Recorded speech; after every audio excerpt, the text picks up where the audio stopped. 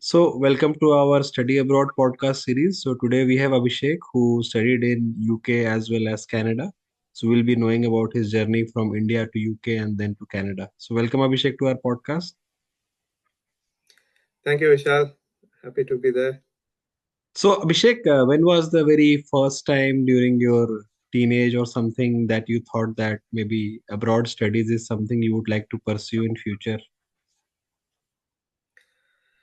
Yeah, so my journey with pursuing my higher studies just resonated after I completed my bachelor's in mechanical engineering.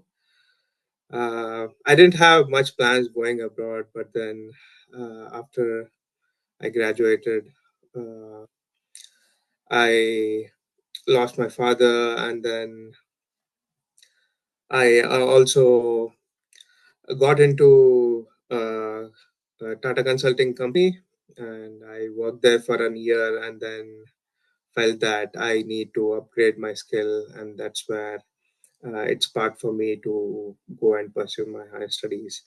So yeah, that's my start point where I thought of Sure, sure. pursuing the higher studies. And initially, how did you shortlisted your university, country, college course for the very first stage when you're going to UK? Yeah, so I had very specific goal in my mind, achieving like what outcome I need, like what domain I want to study. So I had decided on aircraft design domain. So very few universities had those courses. So I had to shortlist based on that particular course, and also the type of learning and the facilities available at the universities. So, how many colleges or universities did you apply to in the very first round when you are going for UK? Yeah, my initial round of screening, I evaluated around 3 to 4 universities in UK, and couple of universities in US. But yeah, I preferred the UK universities compared to the US one. So, you had to write some exams like GRE, TOEFL, IELTS, etc. that time. Yes, I had to write IELTS. It was during 2013, 2014, I guess. Yeah, I gave my IELTS for the UK universities, and I had to write a GRE for US based universities as well. So, was this the very first time you were going abroad after the admits and all happened? Yes, that's right. This was in 2014. That was my first experience. Sure. And the visa process and all were smooth enough? Like, did you had any hiccups in finding visa application or accommodation for yourself? Luckily, there wasn't any hiccups when I was applying, and I had some guidance from a consultant because that was my first experience. So everything went well. It was smooth, but I had to travel from my hometown to I think Chennai and then get my visa processed. That took some time, but then things were smooth. And how did you book your accommodation for the initial stages? Uh, so yeah, in UK I had my cousin sisters, so it was kind of a foreign soil, but still there was some familiarity for me to soft land and then take off from there. So I had bit of support from them to book my accommodation, and I actually didn't have my accommodation at university, so I had to stay away for a couple of months and then move on to campus. Sure, sure, sure. And while your stay in UK, did you do any part-time job, internship, etc.? Yes, I did a part-time job.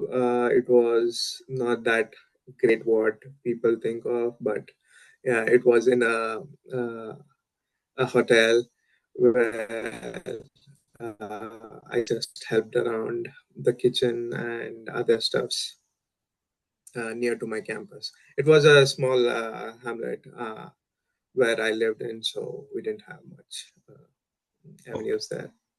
So after you graduated from UK, then you decided to work for some time. How was it like that? How was the transition like after the graduation? Yeah, so once I graduated, uh, so we had an option either uh, to stay and get a startup visa because getting a work visa was challenging. The Brexit discussions were going on. Visa was a biggest issue there. The company weren't taking any risk of sponsoring any foreign workers. So we explored. I mean, I and my partner who met there at Cranfield University explored different avenues to have a startup in UK, but that didn't turn out. So we came back to India and had my own startup in India. So it's still running. Uh, we are into drone and GIS mapping in India. It's called as Indro Aerosystems. It's located in Bangalore and Hubli. Okay, okay. So after doing this startup for a few years, then you again decided to go and do like one more master's from Canada. How was that decision in your case?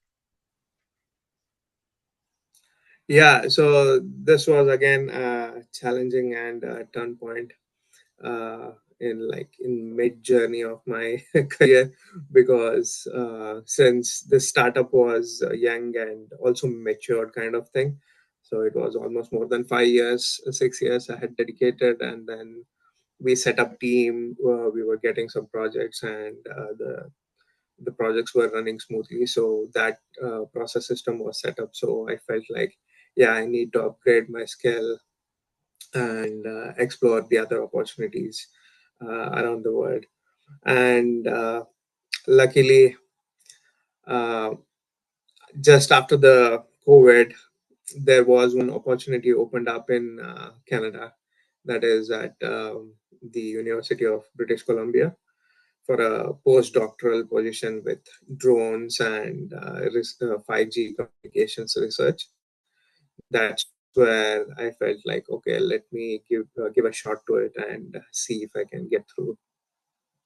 So you did your master's and then you're doing your postdoc now. You didn't do PhD in between, is it? No, I didn't do PhD and I didn't do postdoc as well. So that was turnkey. Uh, so since I didn't have PhD, they said like, yeah, uh, we are unable to offer you a postdoc. So then they also had the option for us a master's in applied science, what they call MASc in Canada. So where it's a funded course. So I requested them like, if you can't sponsor me for the postdoc, at least if you can sponsor me for MSc, I'm fine with taking up another master's. So that's where I decided and took up another master's in Canada. So while you are doing this master's, your professor or something would have also given an option to upgrade it to PhD or something. Was that anything like that? Yes, they do have that option at our university, but our research didn't involve a PhD person, so um, I didn't force to convert into PhD as well. Okay, okay, okay, sure, sure, sure. So now you have finished your degree or you're like about to finish your degree? Yeah, I just completed in 2024 August, so it took almost 3 years. It was a research based project, so uh, it took a bit longer than expected. So this was like a fully funded master's program, like a mini PhD, you can say, with a RATA kind of That's right. support for you, right? Yeah, yeah. Okay, okay, sure. And so after you, when you're doing all this RATA thing and your masters, did you go for any part-time job internship this time? Yes, definitely. Because Canada is an expensive place to live in, particularly Vancouver. Uh, so I did pursue a couple of part-time or contract jobs. Some of them were the teaching assistant jobs. So I was involved in helping the professors in marking particular exams and taking some tutorial classes as well. And apart from that, I also got involved into Graduate Student Society. It's called as GSS at UBC. So I was working as a volunteer, but still it's considered as a part time, uh, as a financial officer of the society, or you can call it as a treasurer. Sure, sure, sure. And after you graduate, what are you doing? Like, what's your plan after the graduation? Yeah, so my current plans are looking into full time contract jobs right now. Uh, Meanwhile, I'm still continuing with my lab because there are still some research activities going on around the field what I was working. So yeah, right now I'm with the same Merida Labs at UBC, but yeah, I'm looking for different jobs as well. So are you also living in campus at UBC or you're living off campus somewhere? Yeah, when I was a student, I lived on campus, and I just moved out recently. Okay, okay, sure, sure. How was the weather transition, let's say UK versus Canada? How was the India versus UK versus Canada, like in terms of people, in terms of culture?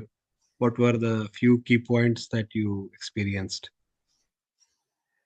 Yeah, comparing it to India and UK, I felt like it's a small country, small place, and since I had my connections like relatives there, so it still felt like a home, but far away from home. Uh, and the weather was continuous rainy and windy compared to my hometown, which was too hot and dry. That was a bit challenging, uh, but yeah, I was able to manage. But then again, comparing it to Canada, the Vancouver, it's similar to UK where I lived, continuously raining and windy, lower temperatures again. So felt like yeah, it's kind of second UK for me, but a bigger place, bigger community, uh, where I'm living in, and better opportunities and bigger opportunities. Sure, sure. So Canada used to have a rule that if you study for 2, 3 years, you get like a 3 year work permit or something. Is it still valid or that rule has changed for you? Yeah, right now it is still valid. For me, it was still valid, but there are some regulations coming up in 2025 which will just tighten up, and they do have some specific universities and courses under the 3 years or 2 years work permit banner, where if you graduate from those universities or and that particular course, then you become eligible for those work permit. So right now you have like a 3 year open work permit with you? Yeah, that's right. Okay, okay. So It's called it's as postgraduate work permit. okay, okay. So with that you can still live in Canada for 3 years and sort of do whatever job you like because it's an open work permit. So it's not really tied up to a particular sponsor or something. That's right. Yeah. So was this also one reason what made you come to UBC or Canada like few years ago? Yes, definitely.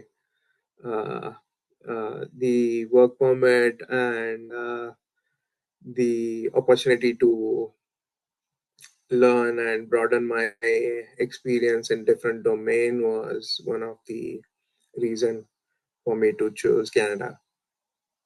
Sure, sure, sure. And what advice would you give to younger yourself, the aspirants who are planning to go abroad for studies and all? Any specific advice you would like to give them? Yeah, so there are 2 points. If you just want to go and explore, experience the foreign soil and education system, yeah, go ahead and explore any university. Take a short course rather than a long course of 2 or 3 years. Enjoy, experience those studies. But if you want to go there and settle and achieve something, then I would recommend you to come out of a closed zone mentality of just being in your own shell. Uh, you need to interact with people because things are getting tough. You won't find the job so easily. It's always about networking and making right connection and expressing your thoughts, being vocal about uh, what you have done and what you want to do. So those are my few thoughts and suggestions for the Sure, sure. uh, Any next recommendation on generation. usage of LinkedIn for the younger generation? Definitely, LinkedIn is a best platform what you can see right now. If possible, subscribe to the premium where you can get additional features, interact with the people around, and make connections, even with the professors or the postdocs or PhD persons. Interact with them, get to know what projects are running, what is the culture with the professor, because that becomes the key point if you are going into research, because you'll have to stick with that professor for a long time. Sure, sure. Thank you, Abhishek, for your time and sharing your experiences of UK and Canada. We hope our audience would have learned something from this podcast. So have a good day. Thank you. Yeah. Thank you, Vishal. Have a good day. Take care. Bye.